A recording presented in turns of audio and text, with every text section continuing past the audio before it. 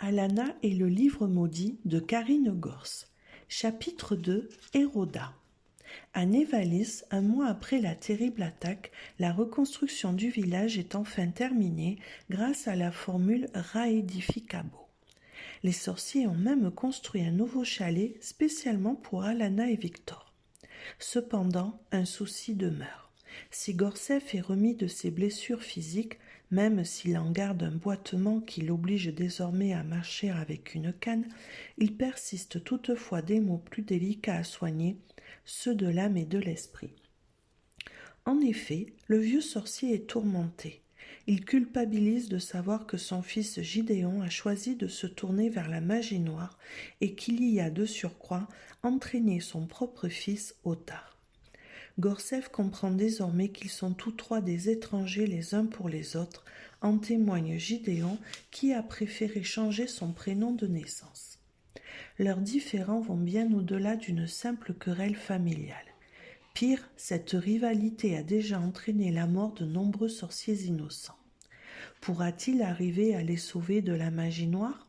Son fils et son petit-fils lui pardonneront-ils un jour la mort d'Estrélia? Ottar a-t-il survécu aux terribles blessures infligées par Jeanne? Les sorciers de Névalis vont-ils lui pardonner d'être le père du redoutable mage noir?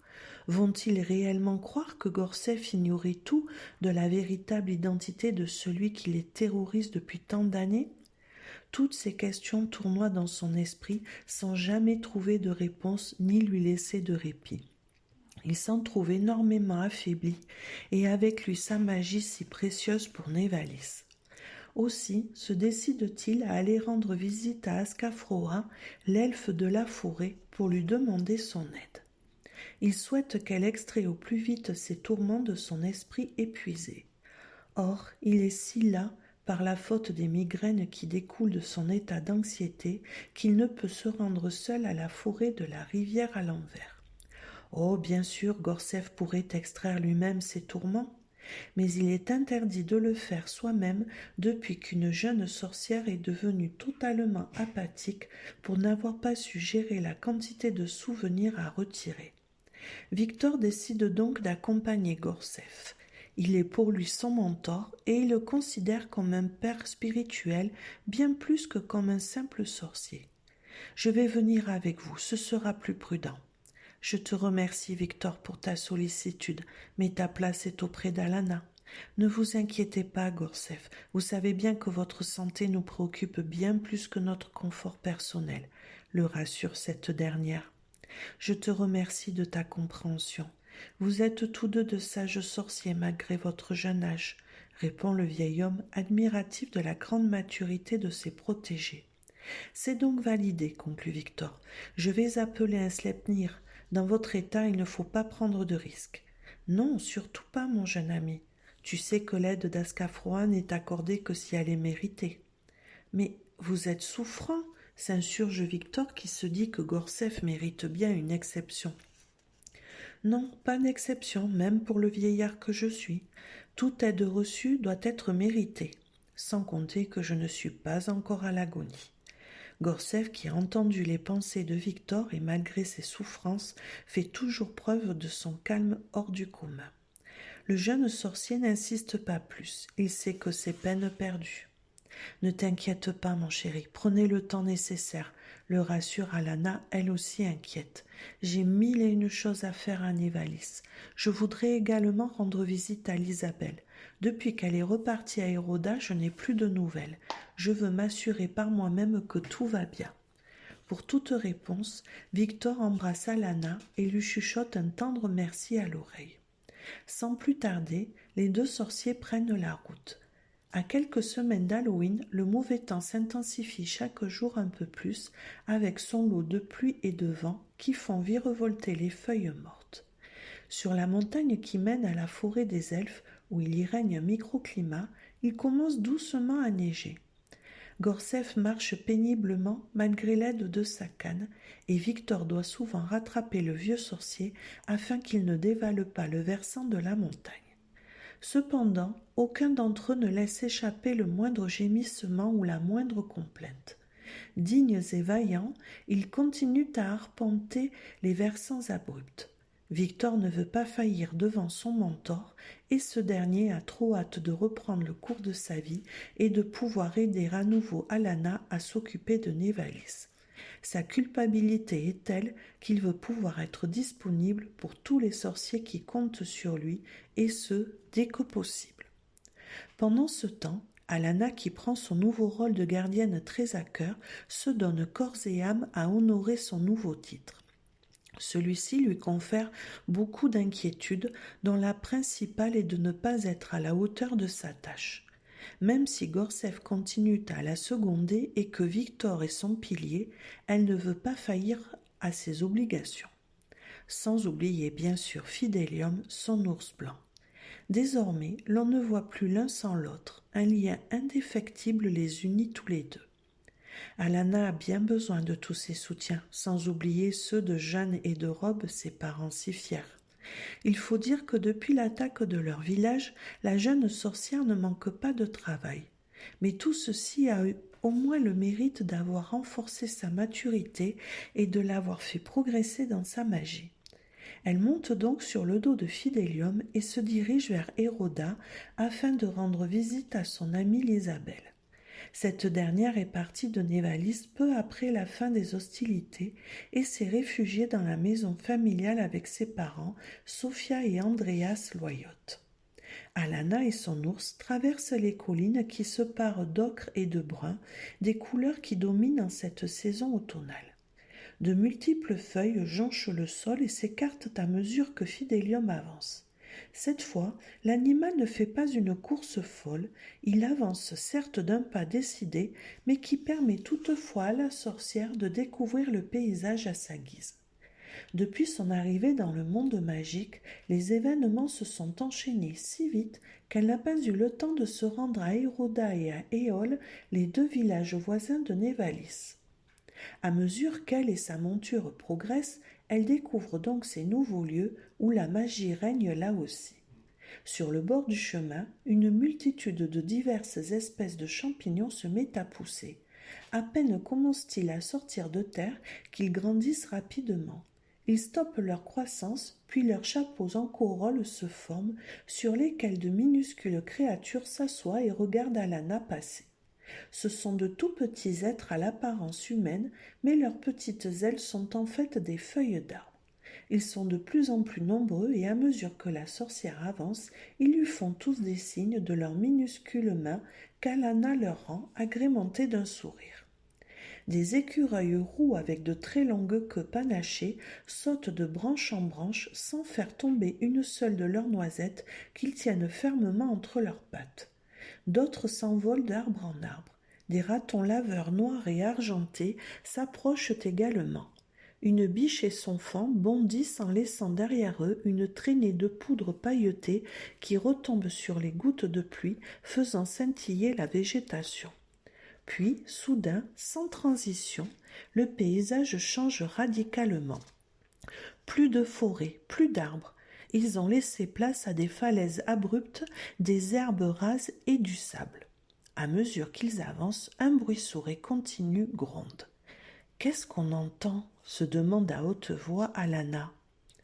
Aussitôt, Fidélium s'approche tout doucement du bord de la falaise et elle comprend immédiatement.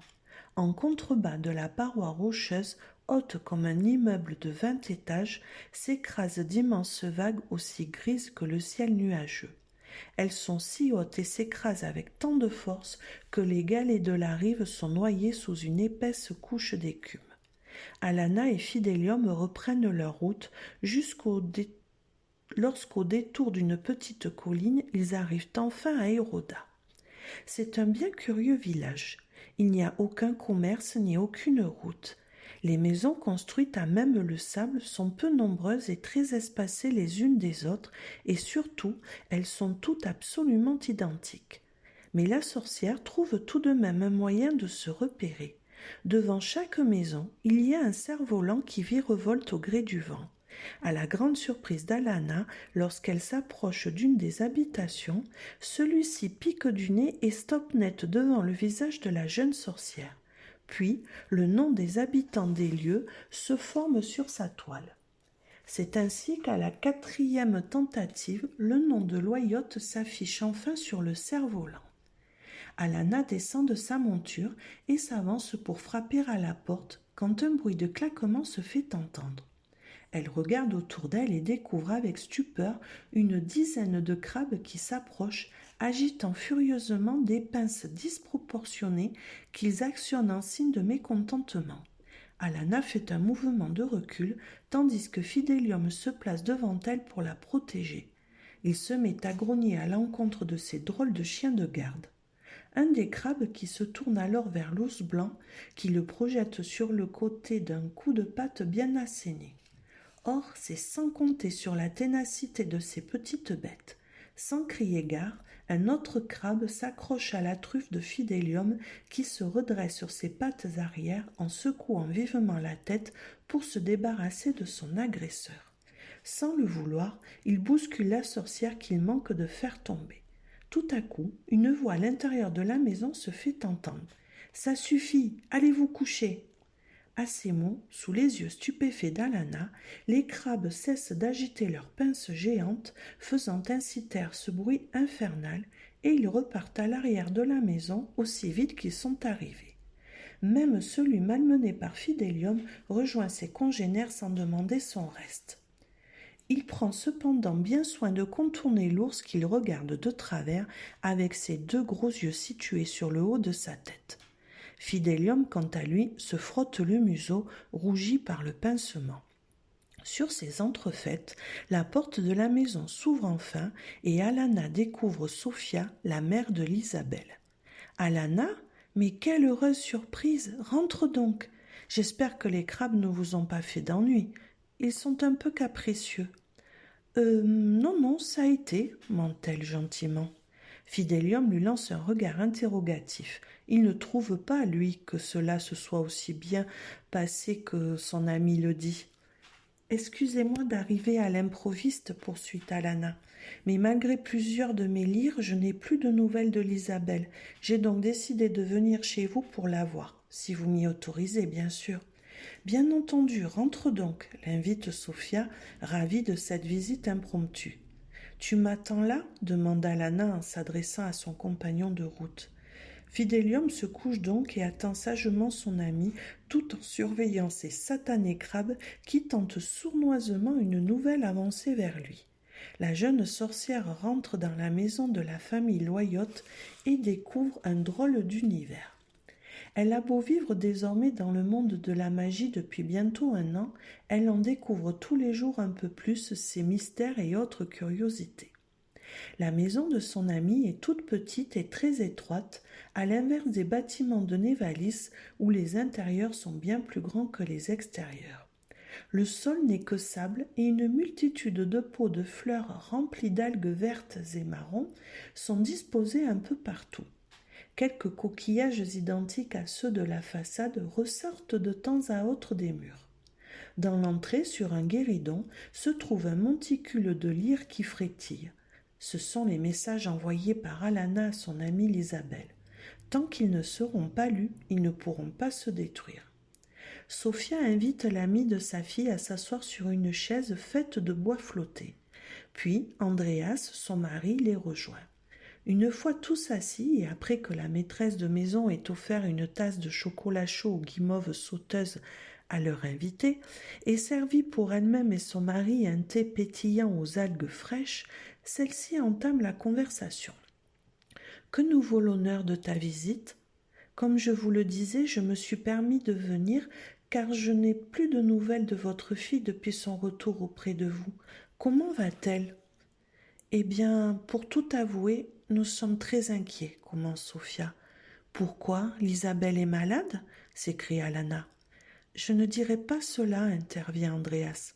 Préoccupée et obsédée par je ne sais quoi serait plus approprié.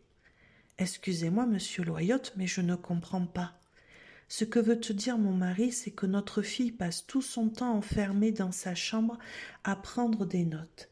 Elle ne sort que pour venir chercher un peu à manger et elle se renferme aussi vite dans sa chambre, explique Sophia. Ma femme te dit vrai. Isabelle ne veut rien nous dire sur ce qu'elle écrit. Nous sommes vraiment très inquiets. Elle est comme obsédée par quelque chose et nous ne savons pas quel en est le sujet. Pourquoi ne pas m'avoir prévenu s'étonna Lana. Nous ne voulions pas te déranger. Nous savions que vous reconstruisiez Névalis.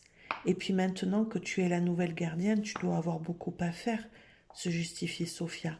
Oui, c'est vrai que ce nouveau rôle me prend beaucoup de temps, mais je serai toujours disponible pour mes amis, répond-elle, vexée que l'on pense qu'elle peut mettre son entourage de côté juste à cause de ses responsabilités.